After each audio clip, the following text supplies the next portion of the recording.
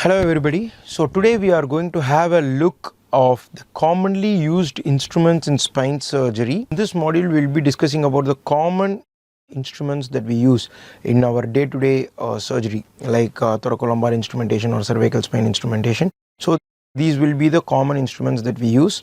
So let us start from the beginning. So this is called as the Cobs Elevator. This is one of the most important instrument without which it is very difficult to perform spine surgery. It is basically used to retract the paraspinal muscles when you are dissecting.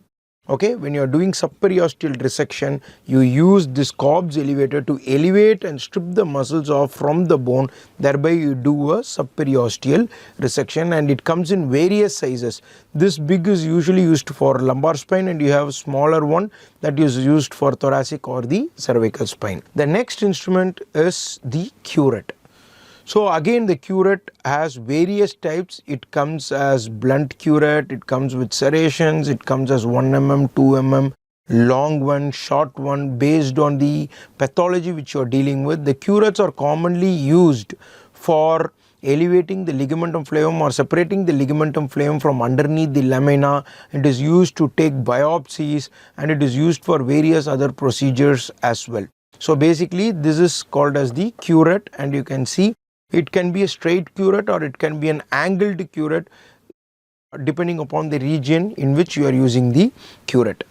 The next common instrument is the most important instrument is the Osteotom. You can see this part of the osteotom, sharp portion of the osteotom, which is used to break the bone or osteotomize the bone using chisel or mallet. So again, this osteotom is of various sizes. It starts from 4 mm, 5 mm, 7 mm, 10 mm, it goes even up to 12 mm. The commonly used size for cervical spine or the lumbar spine, especially in the lumbar spine, is about 8 to 10 mm of the osteotom. So the osteotom has to be very, it should not be very sharp, but at the same time it should not be blunt, because if it is very sharp when you are using it near the dura, there are high chances that you may land up in the dura or the cord, and you can injure them, resulting in neurological deficit. Whereas if it is too blunt, when you are using to break the pars or when you are using to break the facet, when you give too much of force, it can result in pedicle fracture as well. So you have to be extremely careful. The next important instrument is Nebula.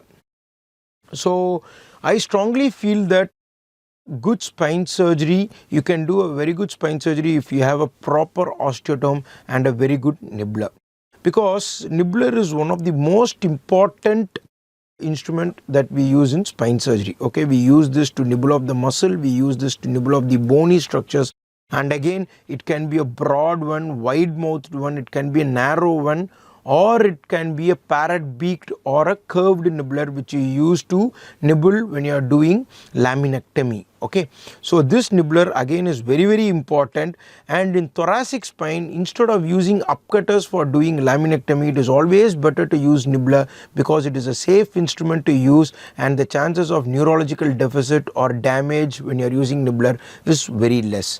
So it is always better and good to have a very good nibbler.